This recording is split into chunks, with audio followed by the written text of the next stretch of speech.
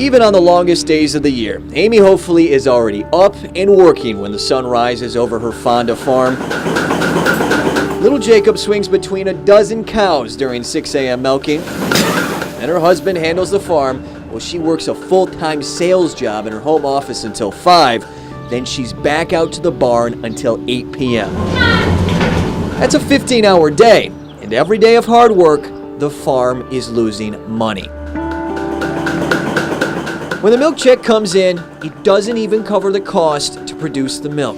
There's things we'd like to do, repairs, new buildings, all that gets put off in times like this, and we just focus on taking care of our girls. Taking care of the 75 girls is Amy's dream job. She just bought this farm 2 years ago, but already, some days, she regrets it. The Hopefully say they couldn't sell the farm even if they wanted to. Wouldn't be enough to cover the debt. Nobody's buying dairy right now anyway.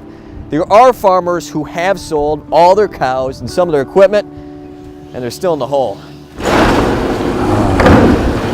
This is it. Yeah, so this is our main milk cow barn. Used to be filled with 250 cows. Those cows are gone now, sold last summer. It's eerie to see the empty stalls and motionless fans, the bushes growing up over all those awards they won for the quality of their milk. The roots of farming run so far back, there's a blue sign out front. You know, I sit down with a $25,000 milk check, you know, and I have $38,000 worth of bills.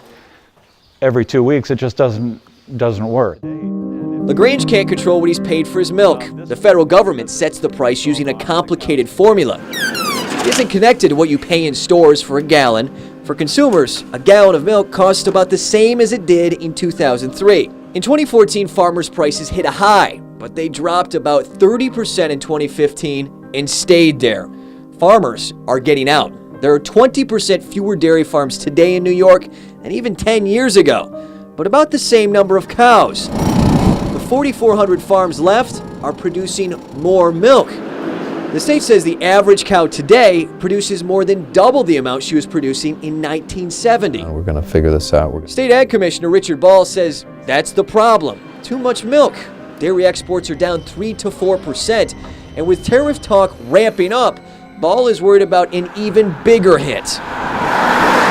He says the exodus of farmers doesn't have to continue, but he says dairy farmers need to look in the mirror. Who's our customer? And what do they want?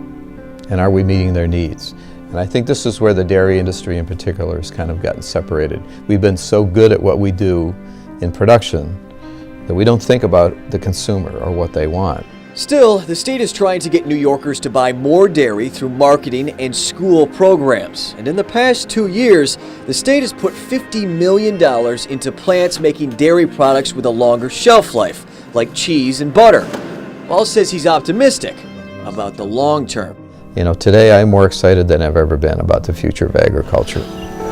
Back on the empty farm, LaGrange isn't as excited. This is getting bad. He says there's no bringing farmland back from asphalt. You know, we need the local farmer, not only for the product, but for the local economy.